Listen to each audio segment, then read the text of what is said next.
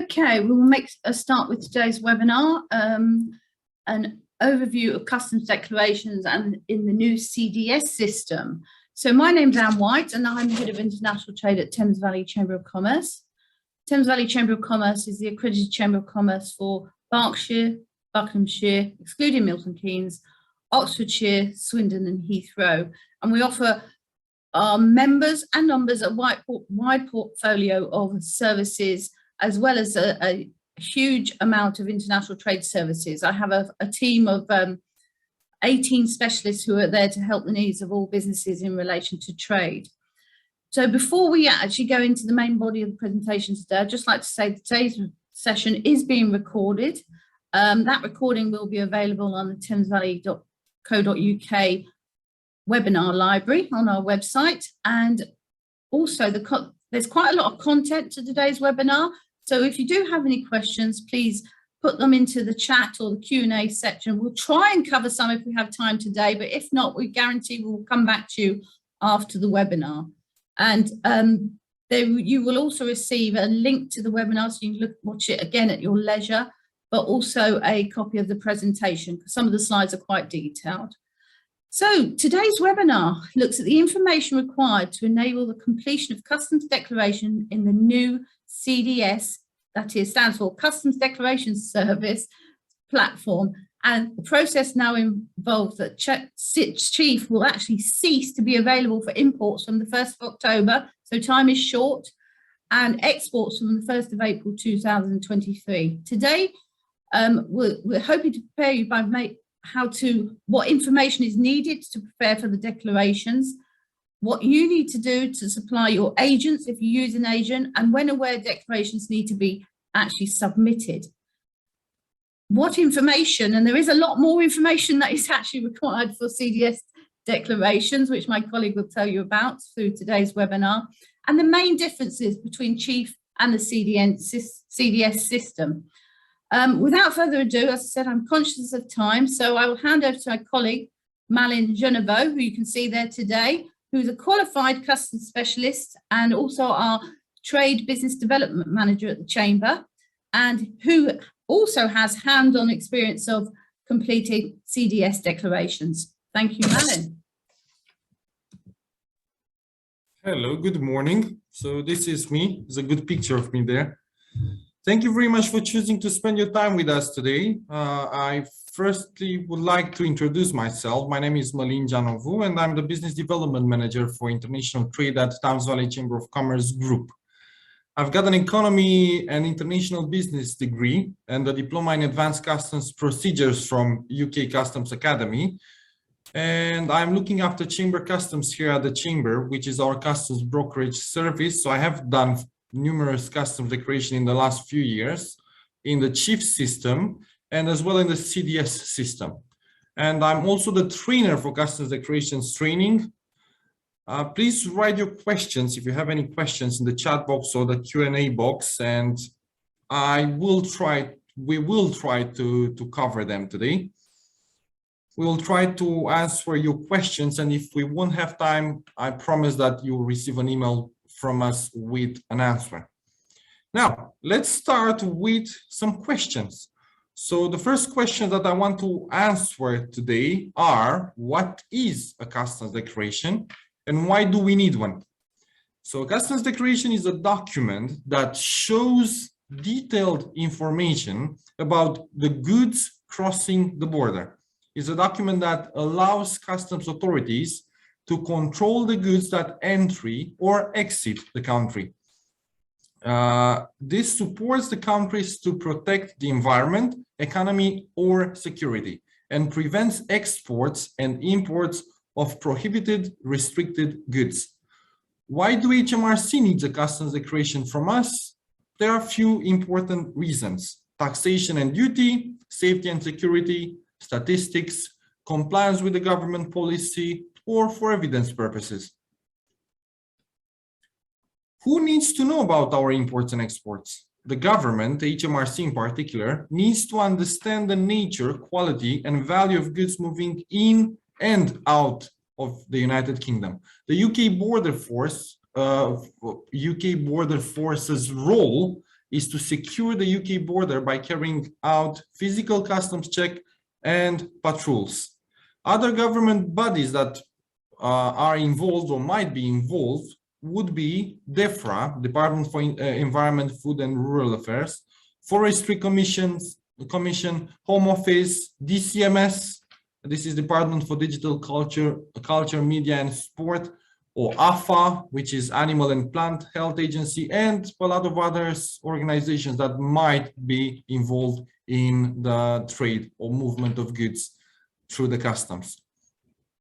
Now, what information do they need to know, all of those organizations?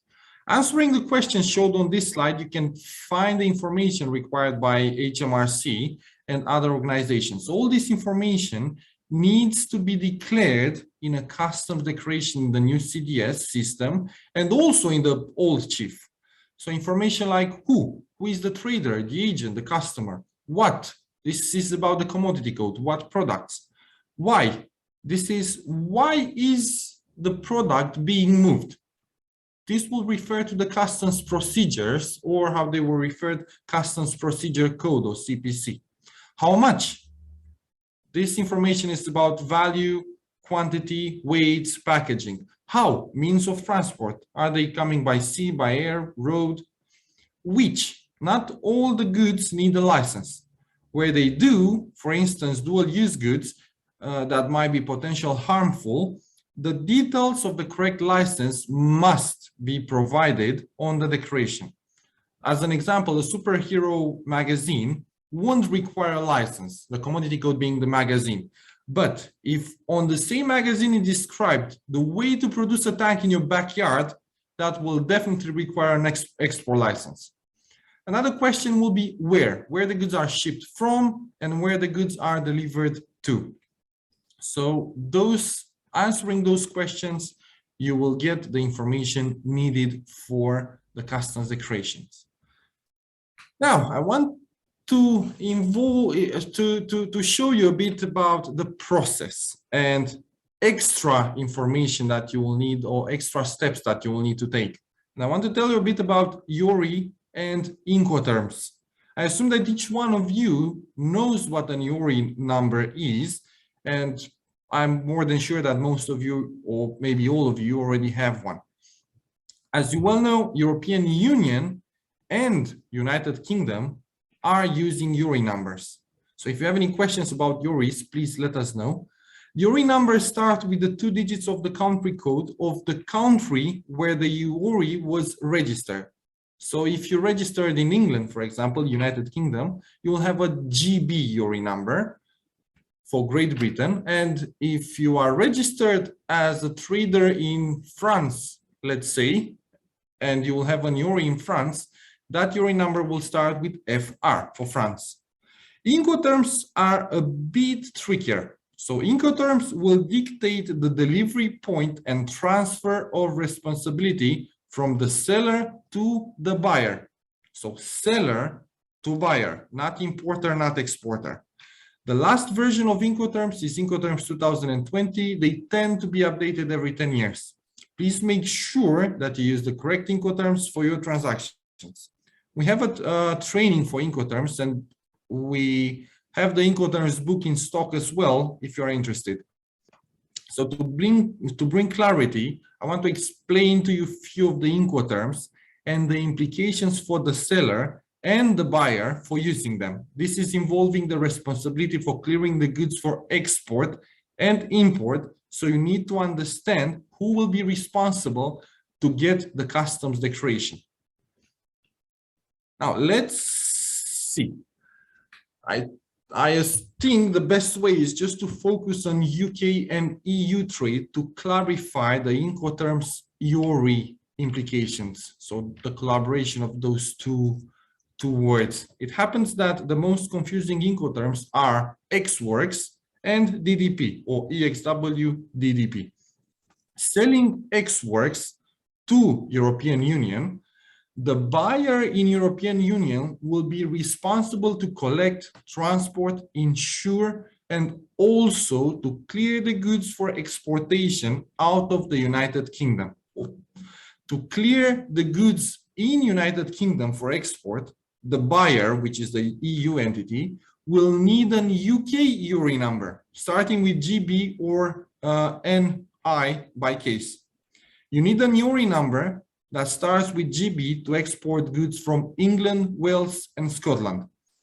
This means that your buyer, the EU company, will need to clear the goods for export out of GB and will need GB URI number. This might be complicated for them, and you should discuss with them the implications of ex works Incoterm. An alternative is to negotiate a different term from ex works, for example, FCA or free carriage. This can be an alternative. Very important, extremely important. Even if you are selling ex works, you will still need to have proof of export to show HMRC when asked. The export customs declaration is the best proof of export. Now, let's go to the other side, buying DDP from an EU seller. You are buying some products from a company in European Union that is selling to you under DDP or delivery duty paid terms. The seller, the exporter, will be responsible to clear the goods for exportation in Europe, but they will also be responsible to clear the goods for import and pay the import taxes in Great Britain or GB, including the import VAT. That means they will need to be registered in GB with a GB URI number and a UK VAT registration. Only an UK VAT registered company can claim VAT in United Kingdom, and only an UK URI can be used for clearing the goods for importation in United Kingdom. You can negotiate the Incoterms, and an alternative for DDP, it's DAP, delivery at place, making the buyer, or you as importer, responsible for clearing the goods for importation, because you probably already have an URI number, a VAT number, and it's a lot easier without any complications. Now, buying exports from European Union or selling delivery duty paid to European Union will make you, as seller or buyer by case, responsible to clear the goods in European Union. For this to be possible, you will need to get an EU URI number in one of the countries of European Union. For selling DDP, you will need to be VAT registered in one of the European Union countries and have a tax representative in European Union. So please pay attention to those details. We have a webinar on our webpage explaining the VAT implication after Brexit, and another one about triangulation for VAT purposes. So on the webinar library on our webpage, thamesvalley.co.uk, thamesvalleychamber.co.uk, you will find all the previous webinars. Now, I hope this clarifies the Incoterms and URI situation for imports and exports for United Kingdom/EU trade. You can send us questions in an email if you have any further question about this. Now, I will tell you a bit about the importance of classification and the trade tariff. When importing or exporting a product in or out of the United Kingdom, there are specific rules that are applicable, and they can be found in the UK global tariff. If you search trade tariff on gov.uk, you will find the webpage. This is where you will find what is necessary to be able to bring a specific product from a specific country in the United Kingdom, or to send a specific product out of United Kingdom to a specific country. The trade tariff will show the rules for import, including the import taxes, and the rules for export based on the commodity code of your product and the country they come from or go to.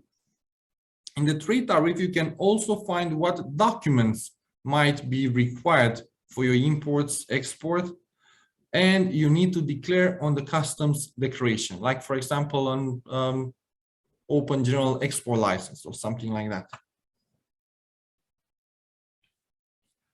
Now, this is very important. As an importer or exporter, even if you use an agent to do the customs declarations for you, the full responsibility, and remember this, the full responsibility for all the information provided to HMRC will still stay with you. It is very important for you to note that it is your responsibility as an exporter or importer for respecting the rules, choosing the correct commodity codes in the UK tariff, choose the procedure codes, and provide the accurate information to the declarant. So any piece of information that is declared on your behalf, it's your responsibility as importer/exporter. This is irrespective of the Incoterms, or if you will use an agent to clear the goods on your behalf. Very important, 99% of the cases, your agent will act as a direct representative and only as instructed in writing by the exporter-importer. So the responsibility will always stay with you for the customs declaration.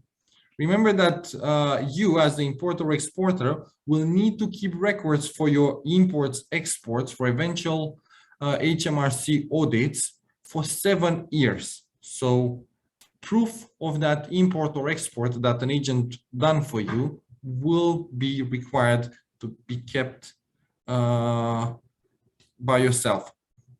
For ex-works export, you will still need proof of export to show to HMRC in the case of an audit.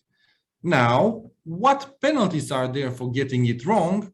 I can tell you. It can start with the easiest of them, a relief removed. So for example, if you have an in-more processing relief authorization or IPR authorization, that can be removed from you.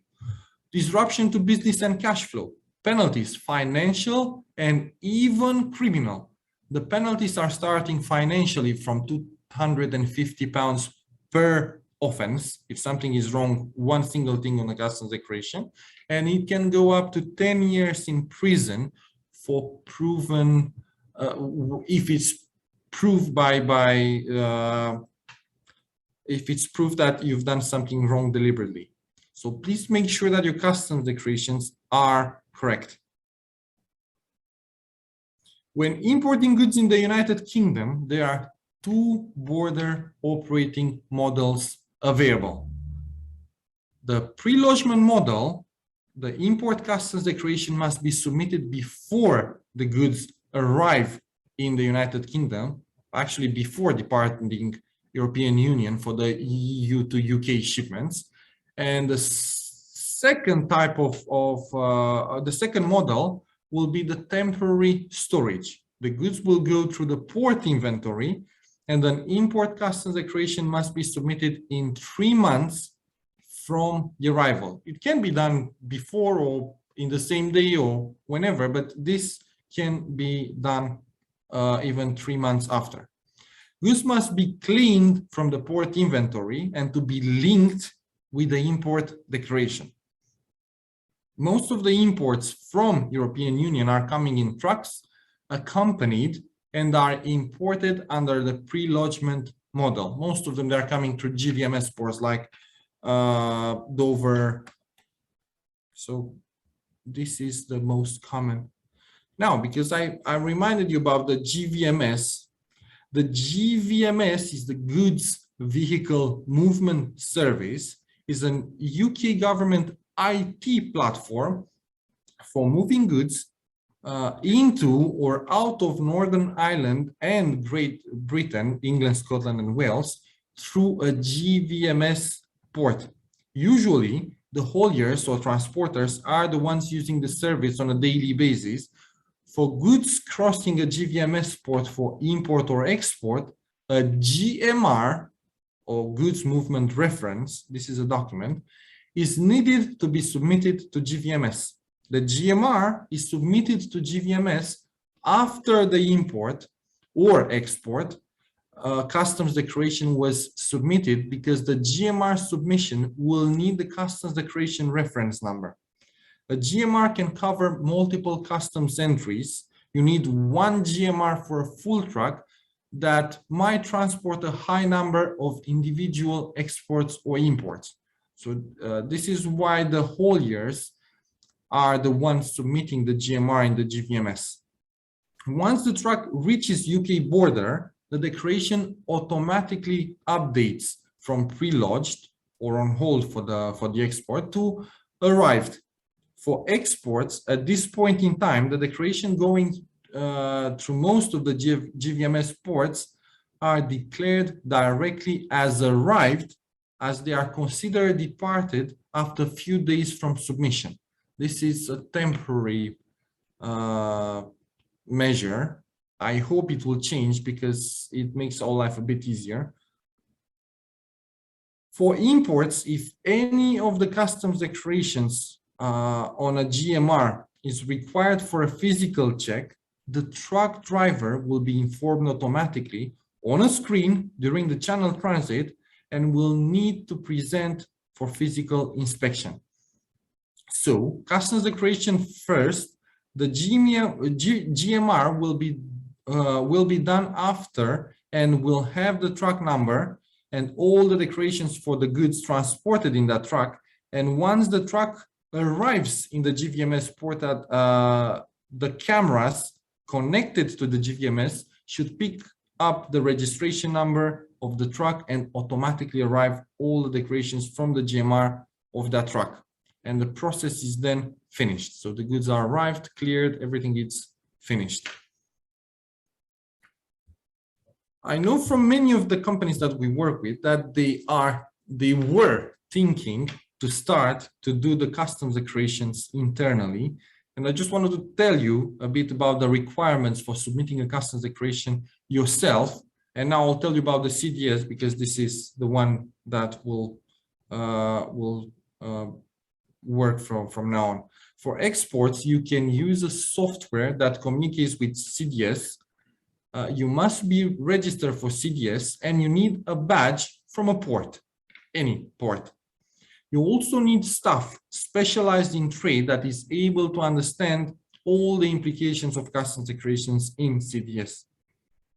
Chief still accept export declarations and will do so until end of March 2023. So you can do it through a software communicating with Chief or through National Export System or NES.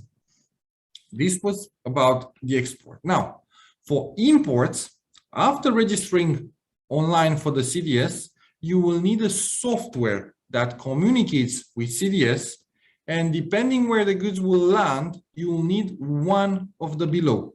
Option 1, for goods coming from European Union through a non-inventory linked port, just a badge for any community system provider's port. Like, for example, this is for imports from European Union that are coming through Dover, as an example. Or the option 2, for all the imports coming through inventory linked ports, you will need a software from the community system provider covering that port and a badge for that port. As an example, for Liverpool port imports, you will need access to what is called Destinate from MCP. Destinate is a software, and you will need a badge from Liverpool port from MCP. So to do customs declaration in-house, you will need people trained and knowledgeable about customs declaration, trained in software that communicates with CDS. For imports, you will also need to get trained in the software from the community system provider like Destinate or CNS. And you will also need to pay for all the badges for each and every point of entry you are using, and to pay for the access to the software that you are using. So this is why most of the importers and exporters choose to work with customs brokers instead of doing the customs declarations in-house, because it costs quite a lot and it takes a lot of expertise. Now, let's remember why we've got together today. So let's talk about the new customs declaration platform, CDS. I'll start to discuss about CDS with a phrase about Chief. Chief is now approximately 30 years old. So it's slightly younger than me, slightly younger. And it's a natural thing for this system to be changed and replaced by a modern software like CDS. Chief will cease to exist as an option for imports in 10 days from now. So at the end of this month, on 30th of September, it will cease to exist for imports.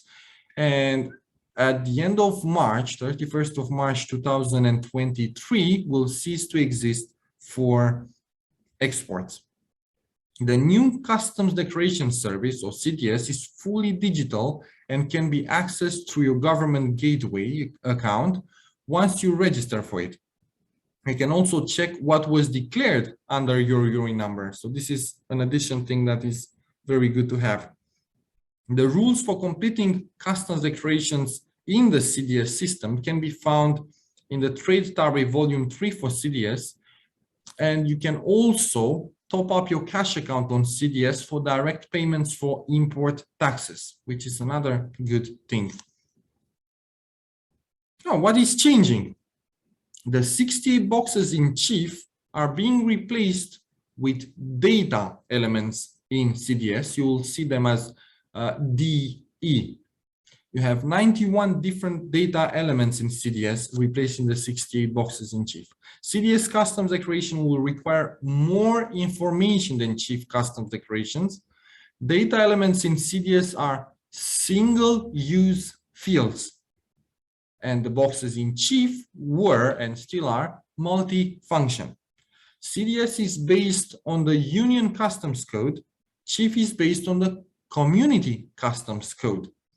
Customs Procedure Codes, or CPC as you well know them, from Chief in CDS are separated into the Procedure Code and Additional Procedure Code. Payment methods for taxes, cash account can now be used.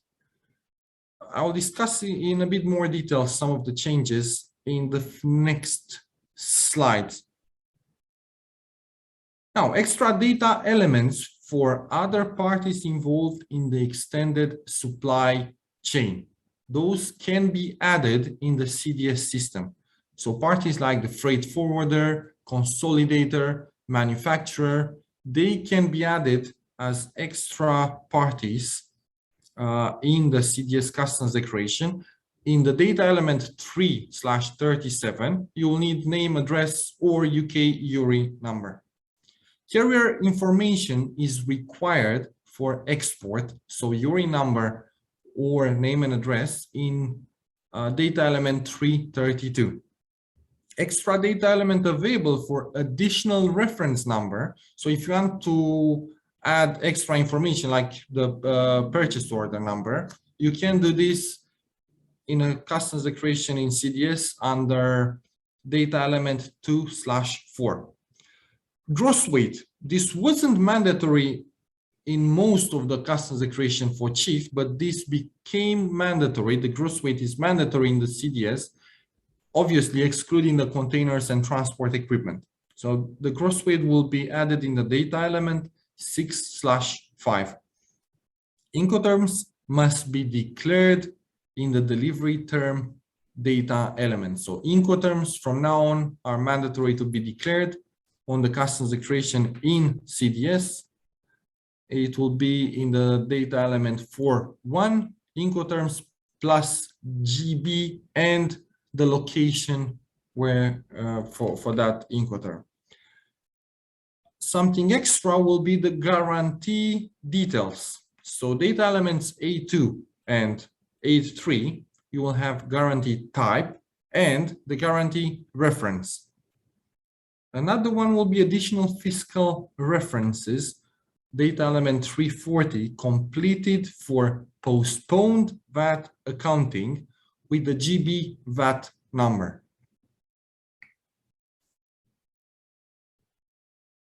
Now, customs procedures. So formally, this was the box 37 in the Chief system, is the customs procedure code. Now it's split into two data elements. You have the procedure, the first 4 digits. The data element will be 1/10, and the additional procedure data element 111. this is only one, there will be only one procedure code, the first bit with 4 digits to be declared per item, but they can be, there could be multiple additional procedure codes. So the last 3 digits of the procedure code as we used to know it can be multiple. So you can have, let's say 4,000 at the beginning and 1, 2, 3 or multiple additional procedure codes. Now, just to give you 2 of the most used ones that we have for imports and exports, the Chief Customs Procedure Code 10001. This was it is the basic export out of free circulation. Will become under CDS. Can become the procedure 1040 with the additional procedure 000. So 1040 an additional procedure 000. For imports, Chief Customs Procedure Code 4000, home use import into free circulation under CDS can be procedure code 4000 with additional procedure 000. So it will look quite similarly, but there are slightly differences. The main one is that additional procedures can be multiple. Now, nature of transaction, another data element that is required in CDS. This is mandatory. It can be declared at header level or item level. Most common code is 1, which is a basic transaction of sale. So in data element 8.5. Methods of payment.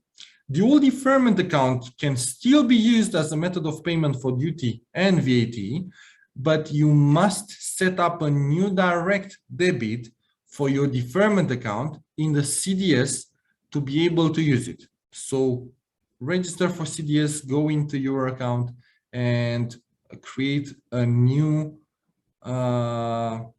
direct debit for your deferment account. Postpone VAT accounting for VAT can still be used for import VAT payments.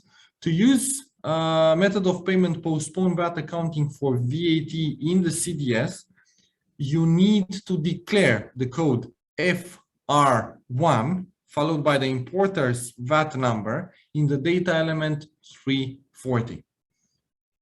And I've told you a bit about the newest method of payment in CDS. This will make the life easier to a lot of importers and it can also save some money. This is a method of payment called cash account.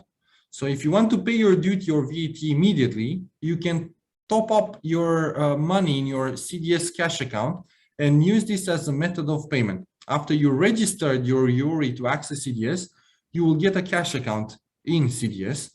And if a customs agent is submitting your customs declaration for you, and you want to pay the import taxes from your CDS cash account, you must add authority to the customs agent for your cash account in CDS by inputting their URI number. So you must authorize them to use your cash account. Data element 8/2 guarantee will have the Y, letter Y, so to be able to use the cash account. This is what will appear on the customs declaration. And data element 8/3 guarantee references will have the importer's URI number. Method of payment data element 4.8 will be P, immediate payment from CDS cash account. Fast payment is not there anymore for you to use. Now there are 5 stages to move to the CDS. Register for government gateway account, but I assume that you already have access to something like this. Apply for an URI number, but again, I'm sure that you already have this. The stage 3 will be to register for the customs declaration service. You can do this using the government gateway account. 4th stage is to choose which payment method you want to use to pay for your import taxes, duty and VAT. And the last stage, the most important if you ask me, is instruct your customs broker or agent you need to give them customs clearance instructions, which are compliant with the customs declaration service, and make sure that they have the authority to use your cash account if you choose this method of payment, or instruct your agent about your preferred method of payment. Let them know about the Incoterms, awareness for all the values, the location information, all nature of transaction information. Now, to conclude the presentation, I can tell you that the customs declaration are complex. Knowledgeable people and specialized softwares are required, and if you ask me, they are mandatory. Most of the companies choose to use an agent for their customs declaration because of all of this. So freight forwarders, hauliers, they do customs declarations for most of the importers or exporters. Very important to remember is that the importer or exporter, it's absolutely fully responsible for the declarations, even if a third party is submitting them. This is for direct representation. Be curious and ask your agent about your declaration and the information declared to make sure that everything is correct. Give clearance instructions and check the declarations others are doing on your behalf for accuracy, and ask for amendments if you notice any error or discrepancy. Read the trade tariff volume 3 for CDS for a better understanding of the requirements, and the volume 2 for the specific rules for each and every commodity codes. I know that this is not an easy topic, and if you have any questions, please, if we won't be able to answer them today from the Q&A, please email them to chambercustoms@tvchamber.co.uk, and we will answer them. Thank you very much for listening to me today. English is my third language, so if you didn't understand something, please email us and I'll try to explain better. Thank you. We'll go back to Anne. Yes, thank you, Anne. Thank you, Malin. A very comprehensive overview of the change from CDS, from chief to CDS, and yes, it is a complicated topic. And I think I'm right in that, things are still changing on a regular basis. Things are being added, new fields crop up on certain things. But, it's a moving feast. And as I said, from the 1st of September, all imports will be available now. We do have some questions, which we've got time for. I'm just going to run through them. So, Greg, if an agent has instructed to register the goods as United Kingdom origin on a customs declaration, but they make an error and they say they're not originating in the United Kingdom, who is responsible for resolving the incorrect duties which need to be applied? This could mean they're trying to claim preference, maybe, I suspect. Who is responsible for resolving the incorrect duties were applied? But it's a UK to EU shipment. So in UK to EU shipment, the goods are of United Kingdom preferential origin, but they were not declared correctly. It depends on in theory, always the responsible for the correct declarations will be the importer, even if an agent is doing the customs declaration on their behalf.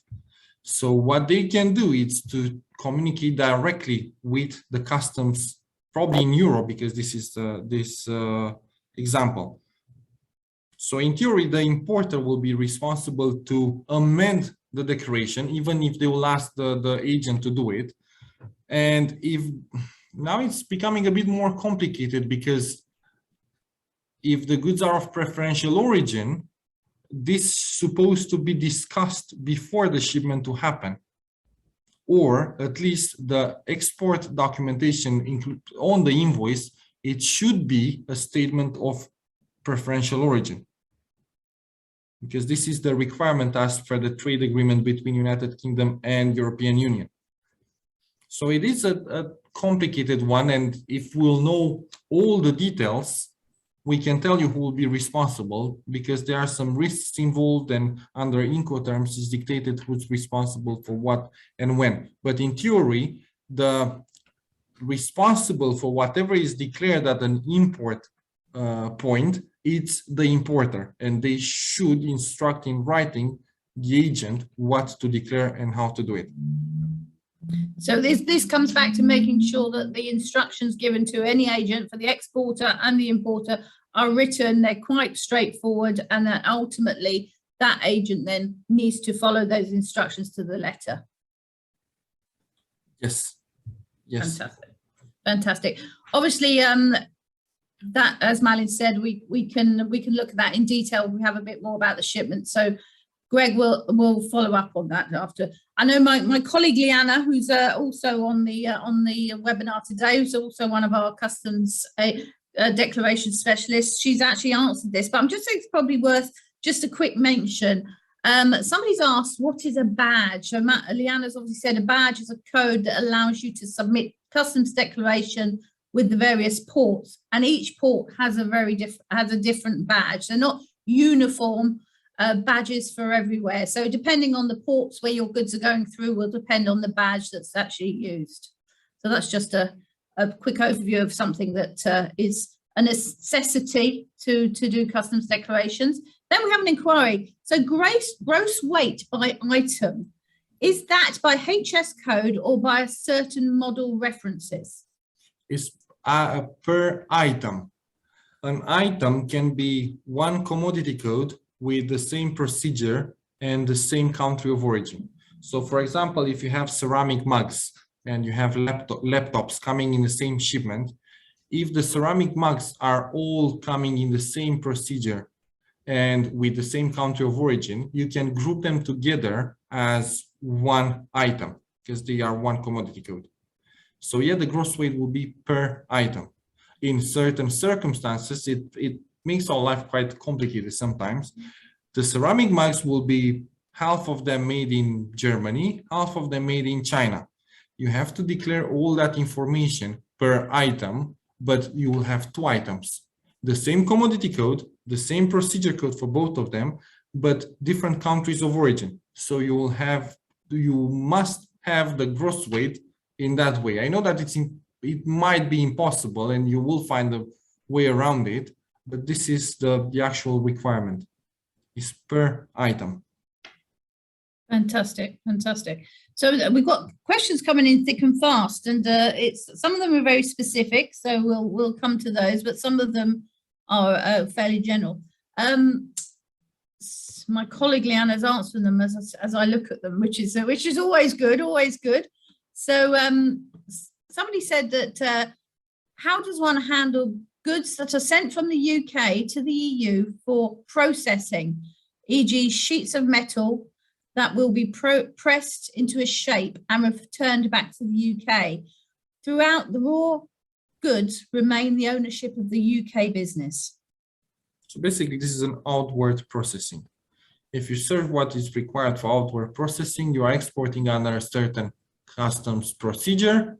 The goods are processed there. You will also, I recommend you to look at the notice 252 for the valuation in this case. So the goods are shipped there under one customs procedure. They will be imported there, but the best way will be to be imported under inward processing, re-exported out of European Union out of inward processing, and re-imported into United Kingdom as re-import out after outward processing. And the initial customs declaration done for the initial export must be stated, and also the authorization for outward processing, and also the correct valuation. So this is quite complex, but it's everything about procedures when you are sending this to be processed. Fantastic. Another question. Do you need to have a customs comprehensive guarantee if you already have a bank guarantee on a deferment account? I've done a customs declaration yesterday, and now it depends about the procedure. It depends why you are importing those goods. But for basic imports, for which you want to pay the duty under a deferment account, you don't need an extra guarantee because you declare in a certain data element that it's a guarantee waiver. You have the deferment account for your duty with a waiver. So you declare that in a specific way. So there are codes and terms that they are not relevant for you right now, but the agent should be able to explain and to do the customs declaration correctly. Fantastic. So I'm just going through. I know there's somebody's actually put several sort of questions which are quite specific. So what I'd say to you, Ashley, is we'll come back to you after the event on your questions. I've noticed some of them about the customs procedures. There, it's not so simple to say, yes, this is the correct one, because there are extra things involved. Why are the goods sent? It's a lot more complex and complicated than just that we can give in after one sentence question. And I've just read one. Could you please let me know where we could find the details of the customs agent to be registered with? Not sure if I understand correctly, but if you as an importer, exporter want to register or give authority, let's say, to a customs agent to use your cash account or to do something for you, it's only the URI number of that agent that is needed. Fantastic. Somebody's also asked, how do you code items exported for repair or replacement? Under warranty.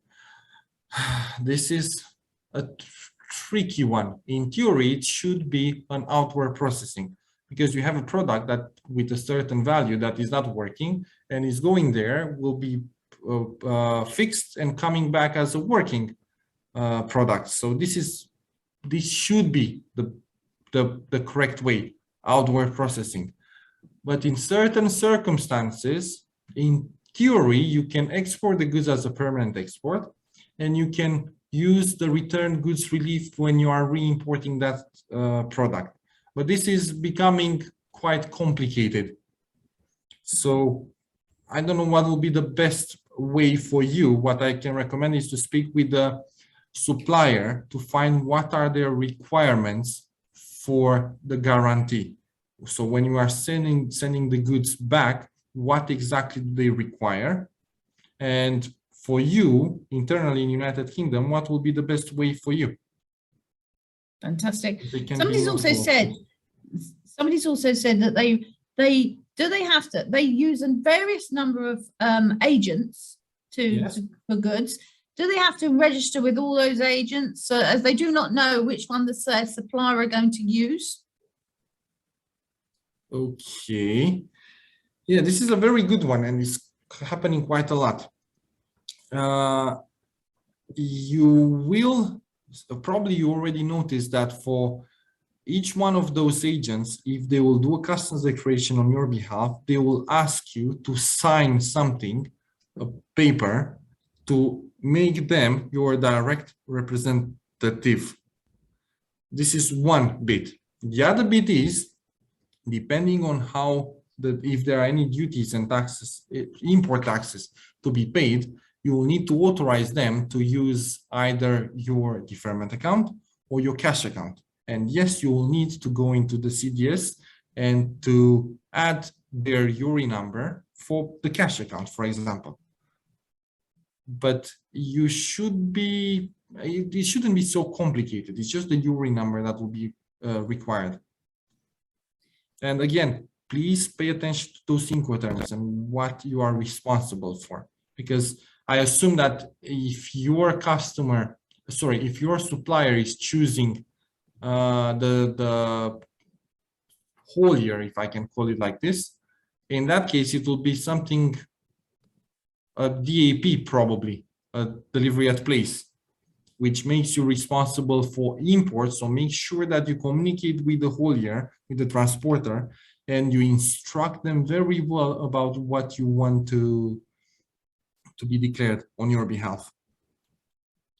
Fantastic. Malin, you mentioned obviously goods coming into various ports. What happens if they don't come into the port that's been declared?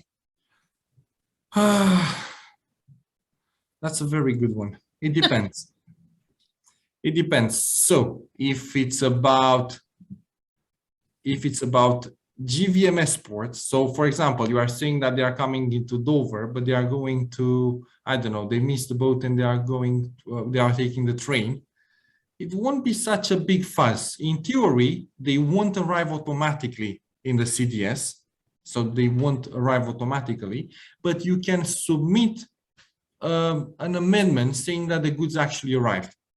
Now, if the goods are going through a port inventory, that's a bit more complicated, because if you had a customs declaration done as pre-lodged and said that the goods are going through the port inventory of, let's say, Felixstowe, and they are going to Liverpool, you will need to do a form what is called C21. So it's basically an extra declaration just to say that the goods arrived in a different port. So just let your agent know if something is changed with the transportation, because that's quite complicated to change. Not very, but there are extra steps to be taken. Fantastic. I'm conscious of time, and obviously everyone has a tight schedule, I'm sure. I'd like to, well, again, thank you, Malin, but I'd also like to thank that we've got lots of questions come flying in now, so we will get back to you on those. But as we said, if you do have a question, then obviously please email chambercustoms@thamesvalleytvchamber.co.uk. But as mentioned, Malin also mentioned, if you have issues with brokers or you're looking for a new broker, the Chamber of Commerce, we are a customs broker ourselves, but we're also here to help all businesses with any queries that they may have on customs, and we offer customs advisory. So you don't have to be one of our clients. You do obviously to use the brokerage service, but we also do help companies on customs advice. So if you have a query on customs declarations, please do get in touch. We're there to help you make hopefully life a bit more easier for you trading. And what's come out today, it's important if you're getting the right information to you, if you do use a broker, to your broker, or you have everything prepared before you go on and actually try and do the customs declaration, because it is a significant difference. You know, we've all been trained with CDS, and now we all had to have a lot more training with Chief, and now we've had to have a lot more training with CDS. There's a lot more data required, and a lot more data, not just at header level, but also at line level. So it is a bit more complicated, but I mean, in the long run, hopefully it'll make life easier, because obviously lots of the agencies will have that information already available. So in the long run, it's just takes a matter of time for people to get used to it. I mean, Malin's been pulling his hair out over the last few months, but now seems a lot happier with it. So that's always a positive sign. So thank you again, Malin. Thanks for Liana for actually answering some of the questions live while she's been there with you on the chat. We will come back to you. We will send you a copy of the recording, but also a copy of the presentation. I know some people did ask that. So I'd like to thank you for joining us today, and hopefully you found out a little bit more about the introduction of CDS. But as we said, if you need any more help, please do contact us on chambercustoms@tvchamber.co.uk. Thank you, everyone, and have a good day.